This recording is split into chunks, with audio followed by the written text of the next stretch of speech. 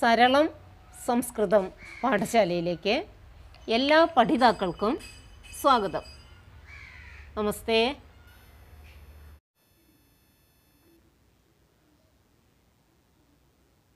മക്കളെ, നമ്മൾ 3ാം ക്ലാസ്സിലെ 11ാമത്തെ പാഠമാണ് ഇവിടെ കേൾക്കാൻ പോകുന്നത്. 11ാമത്തെ പാഠം ഏകാദശഃ പാഠഃ. 11ാമത്തെ പാഠം ഗീതാമൃതം. ഗീതാമൃതം ഗീതാമൃതം എന്താണ് പറയുന്നത്? ഗീതാമൃതം. ഏകാദശഃ പാഠഃ ഗീതാമൃതം.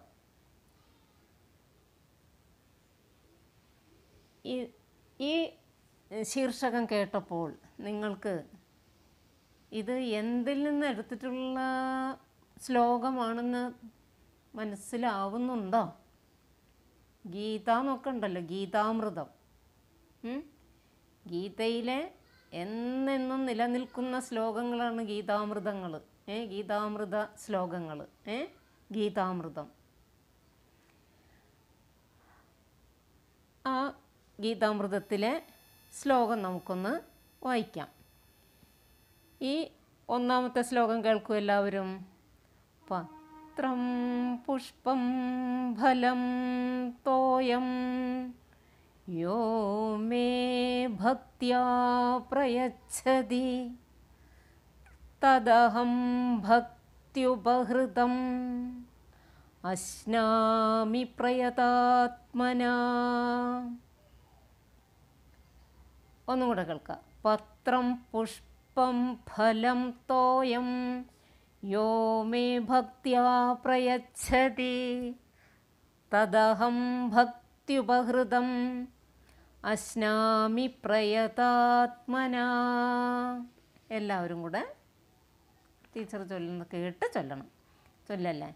പത്രം പുഷ്പം ഫലം തോയം യോ മേ ഭക്ത്യാ പ്രയച്ഛതി തദഹം ഭക്ത്യുപഹൃതം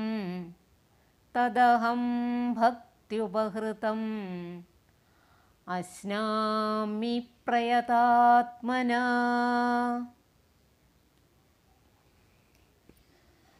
ഒന്നും കൂടെ.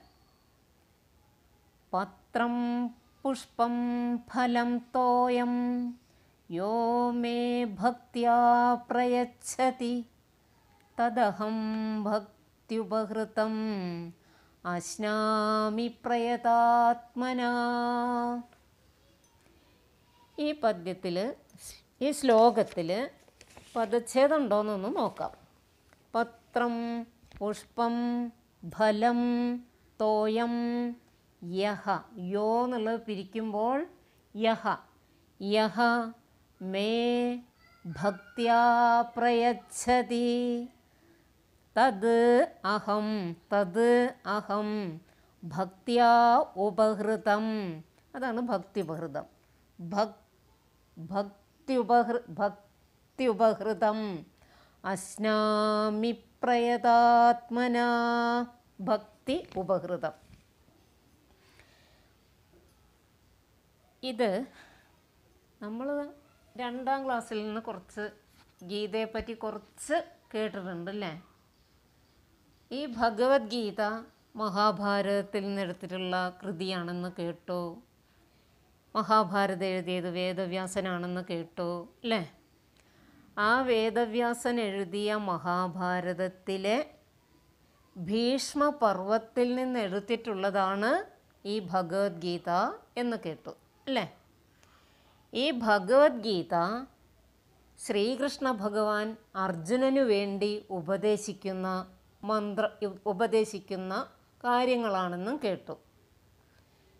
ഇവിടെ ഈ പത്രം പുഷ്പം ഫലം തോയം എന്ന് തുടങ്ങുന്ന ആ ശ്ലോകം ഉണ്ടല്ലോ, അത് ഭഗവത്ഗീതയിലെ 9ാമത്തെ അധ്യായത്തിൽ നിന്ന് എടുത്തിട്ടുള്ളതാണ്. 9ാമത്തെ അധ്യായത്തിൽ നിന്ന് എടുത്തിട്ടുള്ള 26ാമത്തെ ശ്ലോകമാണ് ഈ പത്രം പുഷ്പം ഫലം എന്ന് തുടങ്ങുന്ന ശ്ലോകം. ഒന്നുകൂടെ കേൾക്കാം. പത്രം പുഷ്പം ഫലം തോയം യോ മേ ഭക്ത്യാ പ്രയച്ഛതി തദഹം ഭക്ത്യുപഹൃതം അശ്നാമി പ്രയതാത്മനാ. അവിടെ നമ്മൾ എല്ലാവരും ഓരോരുത്തരോട് ഓരോരോ തരത്തിലുള്ള സ്നേഹമുള്ള ആൾക്കാരാണല്ലേ. നമുക്ക് അമ്മയോട് സ്നേഹമുണ്ടല്ലോ. ഓ ഉണ്ട് അല്ലേ. അമ്മ ആണല്ലോ നമ്മുടെ ഏറ്റവും വലിയ ദൈവം എന്നൊക്കെ പറയുന്നുണ്ടല്ലോ. അപ്പോൾ അമ്മയോട് സ്നേഹമുണ്ട്, അച്ഛനോട് സ്നേഹമുണ്ട്, ഗുരുനാഥനോട് സ്നേഹമുണ്ട്, ഈശ്വരനോടും സ്നേഹമുണ്ട് അല്ലേ. ആ അപ്പോൾ ഈ സ്നേഹത്തിനൊക്കെ തന്നെ ഭക്തി എന്ന് പറയും. ആ ഉള്ളഴിഞ്ഞ സ്നേഹത്തിന് പറയുന്ന പേരാണ് ഭക്തി. അപ്പോൾ മാതാവിനോടുള്ള സ്നേഹത്തിന് മാതൃഭക്തി, പിതാവിനോടുള്ള സ്നേഹത്തിന് പിതൃഭക്തി, ഗുരുവിനോടുള്ള സ്നേഹത്തിന് ഗുരുഭക്തി, പിന്നെ ഈശ്വരനോടുള്ള സ്നേഹത്തിന് എന്താ പറയുക, ഈശ്വര ഭക്തി. പിന്നെ നമ്മളോട് ഇങ്ങോട്ടും ഇഷ്ടം ഉണ്ടാവുമല്ലോ അവർക്ക്. അമ്മയ്ക്ക് മക്കളോടുള്ള ഇഷ്ടം സ്നേഹമാണ് വാത്സല്യം, അച്ഛന് മക്കളോടുള്ള സ്നേഹമാണ് വാത്സല്യം, ഗുരുവിന് ശിഷ്യനോടുള്ള സ്നേഹമാണ് വാത്സല്യം, അതേപോലെ ഈശ്വരനോട് ഭക്തനുള്ള സ്നേഹമാണ് വാത്സല്യം, സ്നേഹം. അങ്ങനെ ഈ ശ്ലോകം ഒന്നും കൂടെ കേൾക്കാം.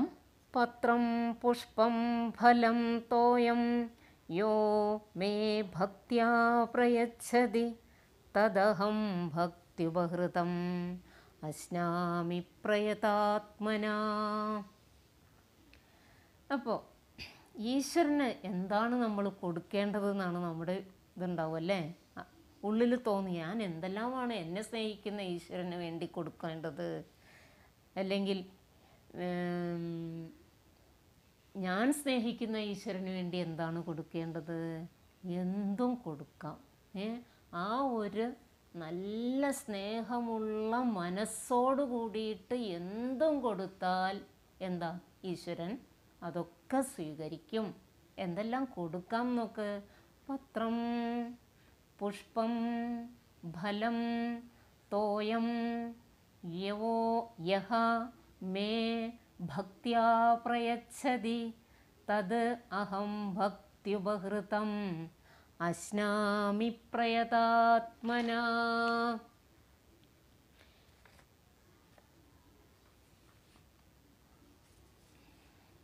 പത്രം, പത്രം എന്ന് പറഞ്ഞാൽ എന്താണ്? പത്രം ഇല അല്ലേ. പത്രം ഇലകൾ,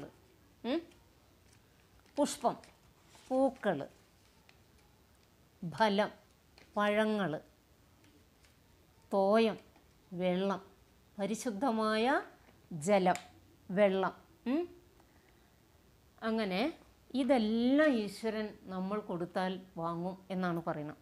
പത്രം പുഷ്പം ഫലം തോയം യഹ യാതൊരുത്തനാണോ മേ എനിക്ക് വേണ്ടി ഭക്ത്യാ പ്രയച്ഛതി, ആ മനസ്സിൻ്റെ നൈർമല്യത്തോടു കൂടിയിട്ട് ആ സ്നേഹത്തോടു കൂടിയിട്ട് യാതൊരു ഭക്തനാണോ എനിക്ക് വേണ്ടി ഇതെല്ലാം ഭക്തിയോടുകൂടി നൽകുന്നത്, തദഹം ഭക്ത്യുപഹൃതം അശ്നാമി പ്രയതാത്മനാ. അങ്ങനെ ഭക്തിയുപഹൃതമായിട്ടുള്ള ഭക്തി ആദരങ്ങളോടുകൂടി പ്രയതാത്മന ശുദ്ധമായ മനസ്സുള്ളവൻ അർപ്പിക്കുന്ന എല്ലാം എന്തും ഞാൻ സ്വീകരിക്കും. അത് പത്രമായിക്കോട്ടെ, എനിക്കത് ഇഷ്ടമാണ്. പുഷ്പമായാലും ഫലമായാലും തോയമായാലും ഞാൻ സ്വീകരിക്കും. നോക്കാം, നല്ലൊരു ശ്ലോകം. ഇത്രയും വില കൂടിയ സാധനങ്ങളെ കൊടുക്കാവൂ എന്നൊന്നുമില്ല. എന്ത് വേണം? മനസ്സ് വളരെ ആ ഈശ്വരനോടുള്ള ഭക്തി നിറഞ്ഞതായിരിക്കണം. ആ ഭക്തി നിറഞ്ഞ മനസ്സോടുകൂടി കൊടുക്കുന്ന പത്രമായാലും ഇലയായാലും ഫലമായാലും തോയം ജലമായാലും എല്ലാം എനിക്ക് വേണ്ടി ഭക്തിയോടുകൂടി നൽകുകയാണെങ്കിൽ അതെല്ലാം തന്നെ അത് ഒരു വളരെയധികം ശുദ്ധമായ അറിവോടുകൂടി യാതൊരു കാപട്യവുമില്ലാതെ എനിക്ക് നൽകുകയാണെങ്കിൽ തദഹം ഭക്തിയുപഹൃതം, അതെല്ലാം ഞാൻ ഭക്തി ആദരങ്ങളോടുകൂടി ശുദ്ധമായ മനസ്സുള്ളവൻ എനിക്ക് അർപ്പിക്കുന്ന എന്തും ഞാൻ സ്വീകരിക്കും. പത്രം പുഷ്പം ഫലം തോയം യോ യഹ മേ ഭക്ത്യാ പ്രയച്ഛതി തദഹം ഭക്ത്യുപഹൃതം അശ്നാമി പ്രയതാത്മനാ. പത്രം ഇലയോ, പുഷ്പം പുഷ്പമോ, ഫലം ഫലമോ, തോയം ജലമോ, എന്തായാലും യഹമേ ഭക്ത്യാ പ്രയച്ഛതി, യാതൊരുത്തനാണോ എനിക്ക് വേണ്ടി അത് ഭക്തിയോടുകൂടി നൽകുന്നത്, ആ ശുദ്ധ ഭക്തിയുപഹൃതം, ആ പ്രയതാത്മന ഭക്തിയുപഹൃതം തദഹം അശ്നാമി, ആ ശുദ്ധമായ മനസ്സുള്ളവൻ എനിക്ക് അർപ്പിക്കുന്നതായ എന്തും ഞാൻ സസന്തോഷം സ്വീകരിക്കും. ഒന്നും കൂടെ. പത്രം പുഷ്പം ഫലം തോയം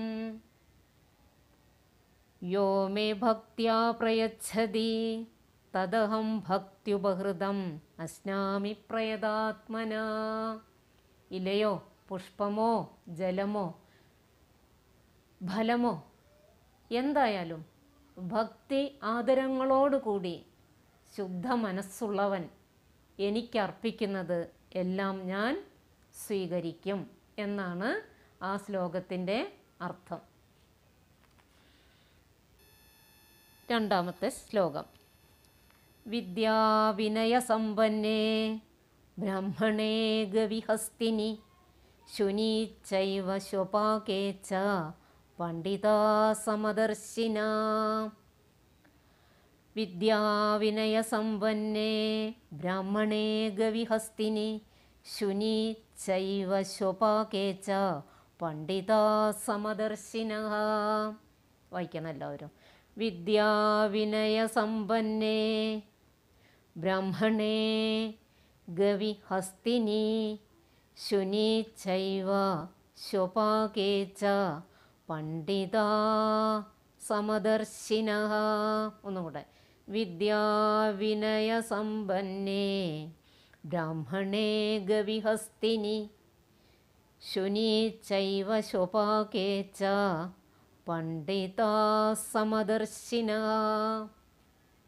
പദച്ഛേദമുണ്ടോ നോക്കാം. വിദ്യാ വിനയസമ്പന്നേ ബ്രാഹ്മണേ ഗവിഹസ്തിനി ശുനി ചൈവ. എങ്ങനെ പിരിക്കുക? നമ്മൾ കഴിഞ്ഞ ദിവസം പിരിച്ചതാണ് ഈ വാക്ക്. ചൈവ ച ഏവ ശോപാകേ ച പണ്ഡിതാഃ സമദർശിനഃ. പണ്ഡിതാഃ സമദർശിനഃ.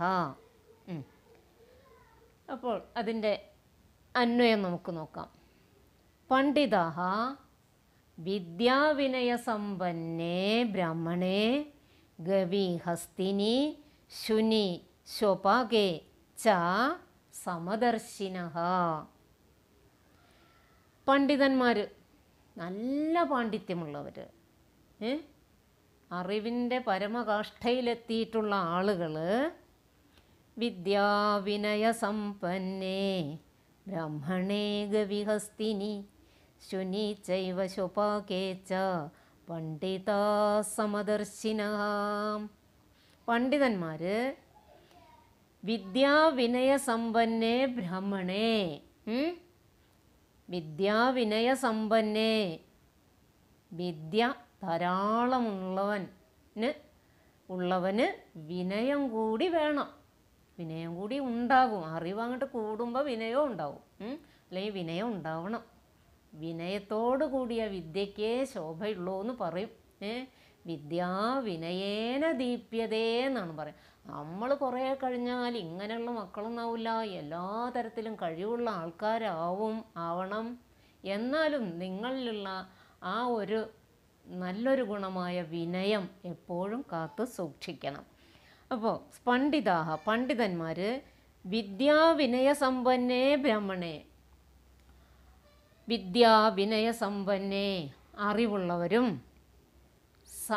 ജ്ഞാനവും വിനയവുമുള്ള ബ്രാഹ്മണനെയും പശുവിനെയും ആനയെയും ശ്വാവിനെയും ചണ്ടാലനെയും എല്ലാവരെയും തുല്യ നിലയിൽ കാണാൻ അദ്ദേഹത്തിന് കഴിയും. ആരോടും വലിപ്പവും ചെറുപ്പവും ഉണ്ടാവില്ല. അതായത് ഈ പണ്ഡിതൻ്റെ മനസ്സിൽ എല്ലാവരും എങ്ങനെയുള്ളവരിക്കും? പണ്ഡിതൻ എല്ലാവരെയും സമമായി ദർശിക്കും, ഒരേപോലെ കാണും. അതൊരു പാണ്ഡിത്യത്തിൻ്റെ ഒരു സവിശേഷതയാണ് മക്കളെ. അത് ഒന്നും കൂടെ നോക്കാം. പണ്ഡിതാഹ വിദ്യാവിനയസമ്പന്നേ ബ്രാഹ്മണേ ഗവി, ഗവി എന്ന് പറഞ്ഞാൽ പശുവിൽ, ഹസ്തിനി ആനയിൽ, ശുനി നായയിൽ, ചയേവ സ്വപാകേ, സ്വപാകേ എന്ന് പറഞ്ഞാൽ ഏതെങ്കിലും തരത്തിൽ താണ ആളുകൾ, അവരിൽ എല്ലാം തന്നെ സമദർശികളായി ആയിരിക്കും. ഒന്നും കൂടെ നോക്കാം. പണ്ഡിതാഹ അറിവുള്ളവർ ജ്ഞാനവും വിനയവുമുള്ള വിനയസമ്പന്നനുമായിട്ടുള്ള ബ്രാഹ്മണനിലും പശുവിലും ആനയിലും നായയിലും വളരെ താണ നിലയിലുള്ളവരിലും സമദർശികളായിരിക്കും. അവരെ എല്ലാവരെയും ഉയർന്നവനെന്നോ താഴ്ന്നവനെന്നോ വിദ്വാനെന്നോ പാമരനെന്നോ അല്ലെങ്കിൽ വലിയവനെന്നോ ചെറിയവനെന്നോ യാതൊരു വ്യത്യാസവും പണ്ഡിതന് അവരിൽ ഉണ്ടായിരിക്കുകയില്ല. എല്ലാവരെയും ഒരേ ദൃഷ്ടിയിൽ സമമായി ദർശിക്കാനുള്ള അവർ സമദർശികളാണ്. എല്ലാവരെയും ഒരേപോലെ കാണുന്നവർ ആണ്. ഒന്നും കൂടെ. വിദ്യാവിനയസമ്പന്നേ ബ്രാഹ്മണേ ഗവിഹസ്തിനി ശുനി ചൈവ സ്വപാകേ ച പണ്ഡിതാ സമദർശിന. പണ്ഡിതാഹ പണ്ഡിതന്മാർ സമദർശികളാണ്. എന്തിലെല്ലാം സമദർശികളാണ്? വിദ്യാവിനയസമ്പന്നനായ ബ്രാഹ്മണനിലും പശുവിലും ആനയിലും നായയിലും വളരെ താഴ്ന്ന നിലവാരമുള്ളവരിലും എല്ലാവരിലും സമദർശികൾ ആയിരിക്കും. എല്ലാവരെയും ഒരേ കണ്ണോടുകൂടി കാണുന്നവരായിരിക്കും എന്ന് അർത്ഥം. ഒന്നും കൂടെ. വിദ്യാവിനയസമ്പന്നേ ബ്രാഹ്മണേ ഗവിഹസ്തിനി ശുനി ചൈവ സ്വപാകേ ച പണ്ഡിതാ സമദർശിനഃ. അടുത്ത ശ്ലോകം, മൂന്നാമത്തെ തൃതീയഃ ശ്ലോകഃ. ധ്യായതോ വിഷയാൻ പുംസഃ സംഗസ്തേഷോപജായതേ സംഗാത് സഞ്ജായതേ കാമഃ കാമാത് ക്രോധോഭിജായതേ. ഒരു കാര്യം പറഞ്ഞോ ഇല്ലേന്ന് എനിക്ക് ഓർമ്മയില്ല, ഒന്ന് കേൾക്കുക. ദ്വിതീയ ശ്ലോകം എന്തിൽ നിന്ന് എടുത്തിട്ടുള്ളതാണ്? ഇത് ഭഗവത്ഗീതയിലെ 9-ാമത്തെ അധ്യായത്തിലെ 26-ാമത്തെ ശ്ലോകമാണ്. അധ്യായം 9 ശ്ലോകം 26. മൂന്നാമത്തെ ശ്ലോകം 2-ാമത്തെ അധ്യായത്തിലെ 63-ാമത്തെ ശ്ലോകമാണ്. 2-ാമത്തെ അധ്യായത്തിലെ 63-ാമത്തെ ശ്ലോകമാണ്. ഒന്ന് നോക്കട്ടെ. 2-ാമത്തെ അധ്യായത്തിലെ 62-ാമത്തെ ശ്ലോകമാണ്. 62-ാമത്തെ ശ്ലോകം. തെറ്റിപ്പോയി, ക്ഷമിക്കണേ. ധ്യായതോ വിഷയാൻ പുംസഃ സംഗസ്തേഷോപജായതേ സംഗാത് സഞ്ജായതേ കാമഃ കാമാത് ക്രോധോഭിജായതേ. എല്ലാവരും വായിക്കണം. ധ്യായതോ വിഷയാൻ പുംസഃ സംഗസ്തേഷോപജായതേ സംഗാത് സഞ്ജായതേ കാമഃ കാമാത് ക്രോധോഭിജായതേ. അവിടെ പദച്ഛേദമുണ്ടോ നോക്കാം. ധ്യായതോ എന്ന് പിരിക്കുമ്പോൾ ധ്യായതഃ വിഷയാൻ പുംസഃ സംഗഃ തേഷു ഉപജായതേ. അവിടെ 3 വാക്കുണ്ട് മക്കളെ. സംഗസ്തേഷോപജായതേ എന്ന് പിരിക്കുമ്പോൾ സംഗഃ തേഷു ഉപജായതേ സംഗാത് സഞ്ജായതേ കാമഃ കാമാത് ക്രോധോഭിജായതേ. അങ്ങനത്തെ വാക്ക് നമ്മൾ പദച്ഛേദം ചെയ്തതാണ്. ക്രോധോ എന്നുള്ളത് പിരിക്കുമ്പോൾ ക്രോധഃ. അടുത്തത് ആ ചിഹ്നം നോക്കുക, അവിടെ ആ എന്ന അക്ഷരം ഉണ്ടാവുമെന്ന് മനസ്സിലാക്കുക. അഭിജായതേ. അപ്പോൾ ക്രോധഃ അഭിജായതേ. ഒന്നും കൂടെ പദച്ഛേദം പറയട്ടെ. ധ്യായതഃ വിഷയാൻ പുംസഃ സംഗഃ തേഷു ഉപജായതേ സംഗാത് സഞ്ജായതേ കാമഃ കാമാത് ക്രോധഃ അഭിജായതേ. നമ്മളിനി അതിൻ്റെ അർത്ഥം പറയുമ്പോൾ ഒന്ന് അന്വയക്രമത്തിലാക്കി നോക്കാം. വിഷയാൻ ധ്യായതഃ പുംസഃ, ഒന്നാമത്തെ വരി തന്നെയാണ് എല്ലാ വാക്കുകളും ഉള്ളത്. വിഷയാൻ ധ്യായതഃ പുംസഃ തേഷു സംഗഃ ഉപജായതേ സംഗാത് കാമഃ സഞ്ജായതേ കാമാത് ക്രോധഃ അഭിജായതേ. ഒന്നും കൂടെ. വിഷയാൻ ധ്യായതഃ പുംസഃ തേഷു സംഗഃ ഉപജായതേ സംഗാത് കാമഃ സഞ്ജായതേ കാമാത് ക്രോധഃ അഭിജായതേ. ഇനി അതിൻ്റെ അർത്ഥം നോക്കാം. ധ്യായത വിഷയാൻ ധ്യായതഃ പുംസഃ, വിഷയാൻ വിഷയങ്ങളെക്കുറിച്ച് ധ്യായ, അതായത് കണ്ണുകൊണ്ട് ഓരോന്ന് കാണുക, കാതുകൊണ്ട് ഓരോന്ന് കേൾക്കുക, അതല്ലേ രുചിച്ച് ഓരോന്ന് അറിയുക, അല്ലെങ്കിൽ സ്പർശിച്ച് ഓരോന്ന് മനസ്സിലാക്കുക. അപ്പോഴൊക്കെ തന്നെ ആ വിഷയങ്ങളെക്കുറിച്ച് ചിന്തിക്കുന്നവന് അത് നല്ലതാണല്ലോ അത് നല്ലതാണല്ലോ അത് നല്ലതാണല്ലോ എന്ന് ചിന്തിക്കുന്നവന്, അങ്ങനെയുള്ള പുംസഹ പുമാന്മാർക്ക്, മനുഷ്യർക്ക്, അല്ലെങ്കിൽ അങ്ങനെ വിഷയങ്ങളെക്കുറിച്ച് ചിന്തിക്കുന്നവന് തേഷു ആ വിഷയങ്ങളിൽ നമുക്ക് കാണാൻ ഇഷ്ടമുള്ള കാര്യങ്ങൾ വീണ്ടും വീണ്ടും നോക്കും, വീണ്ടും വീണ്ടും നോക്കും. അപ്പോൾ അതിലെന്തുണ്ടാവും? അതിലൊരു സംഘമുണ്ടാകും, അതിലൊരു ആസക്തി ഉണ്ടാകും, അതിനെ ഒഴിവാക്കാൻ വയ്യ എന്നൊരവസ്ഥ ഉണ്ടാകും. സംഘാത് സഞ്ജായതേ കാമഃ, ആ സംഘത്തിൽ നിന്ന് ആ ആസക്തി മൂലം കാമഃ സഞ്ജായതേ, അത് കിട്ടാനുള്ള ഒരു ആഗ്രഹം ഉണ്ടാകും. കാമാത് ക്രോധഃ അഭിജായതേ, ആ ആഗ്രഹത്തിൽ നിന്ന് ആഗ്രഹം നിറവേറാതെ വരികയാണെങ്കിൽ ക്രോധഃ അഭിജായതേ, ക്രോധവും ഉണ്ടാകും. ഒന്നും കൂടെ പദ്യം എല്ലാവരും കേൾക്കുക. ധ്യായതോ വിഷയാൻ പുംസഃ സംഗസ്തേഷോപജായതേ സംഗസഞ്ജായതേ കാമഃ കാമാത് ക്രോധോഭിജായതേ. അപ്പം എന്തെല്ലാമാണ് പറഞ്ഞത്? ഈ വിഷയാൻ ധ്യായതഃ, വിഷയങ്ങളെക്കുറിച്ച് ചിന്തിക്കുന്നവന് തേഷു വിഷയങ്ങളെക്കുറിച്ച് ചിന്തിക്കുന്ന പുംസഹ പുമാന്മാർക്ക്, അല്ലെങ്കിൽ ചിന്തിക്കുന്നവന്, ചിന്തിക്കുന്ന മനുഷ്യർക്ക് തേഷു സംഗഃ ഉപജായതേ, അവയോടൊരു ആസക്തി ഉണ്ടാകും, അവയോടൊരു താല്പര്യമുണ്ടാകും. സംഘാത് കാമഃ സഞ്ജായതേ, ആ സംഘത്തിൽ നിന്ന് ആ ആസക്തി മൂലം അത് ലഭിക്കണമെന്നുള്ള ഒരു ആഗ്രഹം ഉണ്ടാകും. ആ കാമത്തിൽ നിന്ന്, ആ ആഗ്രഹത്തിൽ നിന്ന്, അല്ലെങ്കിൽ ആഗ്രഹം നിറവേറാതെയൊക്കെ വരുമ്പോൾ അതിൽ നിന്ന് എന്തുണ്ടാകും? ക്രോധഃ അഭിജായതേ, ക്രോധവും ഉണ്ടാകും. ഒന്നും കൂടെ. ധ്യായതോ വിഷയാൻ പുംസ സംഗസ്തേഷോപജായതേ സംഗാത് സഞ്ജായതേ കാമഃ കാമാത് ക്രോധോഭിജായതേ. ഒന്നും കൂടെ അർത്ഥം പറയാം.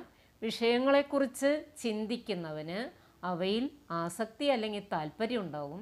ആ താല്പര്യം മൂലം അത് ലഭിക്കാനുള്ള ആഗ്രഹമുണ്ടാകും. ആ ആഗ്രഹം നിറവേറാതെ വരികയാണെങ്കിൽ എന്തുണ്ടാവും? അതിന് ഒരു അതുകൊണ്ട് അയാൾക്ക് ക്രോധവും ഉണ്ടാകും. ഇനി അടുത്ത ശ്ലോകം. ക്രോധാത് ഭവതി സമ്മോഹ സമ്മോഹാത് സ്മൃതിവിഭ്രമ സ്മൃതിഭ്രംശാത് ബുദ്ധിനാശോ ബുദ്ധിനാശാത് പ്രണശ്യതി. ക്രോധാത് ഭവതി സമ്മോഹ സമ്മോഹാത് സ്മൃതിവിഭ്രമ സ്മൃതിഭ്രംശാത് ബുദ്ധിനാശോ ബുദ്ധിനാശാത് പ്രണശ്യതി. എല്ലാവരും വായിക്കണേ. ക്രോധാത് ഭവതി സമ്മോഹ സമ്മോഹാത് സ്മൃതിവിഭ്രമ സ്മൃതിഭ്രംശാത് ബുദ്ധിനാശോ ബുദ്ധിനാശാത് പ്രണശ്യതി. ഇനി അവിടെ പദച്ഛേദമുള്ള വാക്കുണ്ടോ നോക്കാം. ക്രോധാത് ഭവതി സമ്മോഹഃ, സമ്മോഹാത് സ്മൃതിവിഭ്രമഃ, സ്മൃതിഭ്രംശാത് ബുദ്ധിനാശഃ, നാശോ എന്ന് പിരിക്കുമ്പോൾ നാശഃ, ബുദ്ധിനാശാത് പ്രണശ്യതി. ഇനി അതിൻ്റെ അന്വയം നോക്കാം. ക്രോധാത് സമ്മോഹഃ ഭവതി, ക്രോധാത് സമ്മോഹഃ ഭവതി, സമ്മോഹാത് സ്മൃതിവിഭ്രമഃ, സ്മൃതിഭ്രംശാത് ബുദ്ധിനാശഃ, ബുദ്ധിനാശാത് പ്രണശ്യതി. അപ്പോൾ ക്രോധാത് ഭവതി സമ്മോഹ. ഈ ക്രോധം വരുമ്പോഴാണല്ലോ ഞാനപ്പം എല്ലാം വിട്ടു, എൻ്റെ നിയന്ത്രണങ്ങളൊക്കെ പോയിന്നോ, എൻ്റെ വിവേകം നശിച്ചു എന്നൊക്കെ തോന്നുന്ന തരത്തിൽ എന്തെല്ലാമോ പറഞ്ഞു പോകും. അപ്പം ഈ ക്രോധാത് ഭവതി സമ്മോഹ, ഈ ക്രോധം സമ്മോഹത്തെ ജനിപ്പിക്കുന്നു. അതായത് സമൂഹത്തെ എന്താ പറഞ്ഞ് ജനിപ്പിക്കല്ല, നശിപ്പിക്കുന്നു. ക്രോധം സമൂഹത്തെ, വിവേകത്തെ നശിപ്പിക്കുന്നു. സമ്മോഹാത്, ആ സമൂഹത്തിൽ നിന്ന് ആ വിവേകം നശിക്കുമ്പോൾ സ്മൃതി വിഭ്രമഃ ഭവതി, സ്മൃതി വിഭ്രമം, സ്മൃതി എന്ന് പറഞ്ഞാൽ ഓർമ്മയാണ്, അതിനൊരു വിഭ്രമം വരിക എന്ന് പറഞ്ഞാൽ ഓർമ്മയില്ലാതെ ആവുക, ഓർമ്മശക്തി നശിക്കുക. പിന്നെയോ സ്മൃതിഭ്രംശാത് ബുദ്ധിനാശഃ, ആ സ്മൃതി നാശം, അത് ആ ബുദ്ധിനാശത്തിലൂടെ എന്തുണ്ടാവും, അല്ല സ്മൃതിനാശാത് ബുദ്ധിനാശഃ, ആ ഓർമ്മ നശിക്കുമ്പോൾ ബുദ്ധിനാശം ഭവിക്കും. ബുദ്ധിനാശാത് പ്രണശ്യതി, ബുദ്ധി നശിച്ചാലോ നമ്മൾ തന്നെ നശിക്കും. ബുദ്ധി ഉണ്ടായിട്ടല്ലേ നമ്മൾ വേണ്ടതും വേണ്ടാത്തതും ഒക്കെ വിവേചിച്ചറിഞ്ഞ് ചെയ്യണത്, വേർതിരിച്ചറിഞ്ഞ് ചെയ്യണത് ബുദ്ധിയല്ലേ അതിനൊക്കെ കാരണം. അപ്പോൾ ആ ബുദ്ധി ഒന്നുകൊണ്ടും നമ്മൾ നശിപ്പിക്കാൻ ഇടയാകരുത്. അതിനെല്ലാം തന്നെ ഏറ്റവും വലിയ കാരണം ഓരോ വസ്തുക്കളിലുമുള്ള ഒരു ആഗ്രഹമാണ്. ഒന്നും കൂടെ നോക്കാം.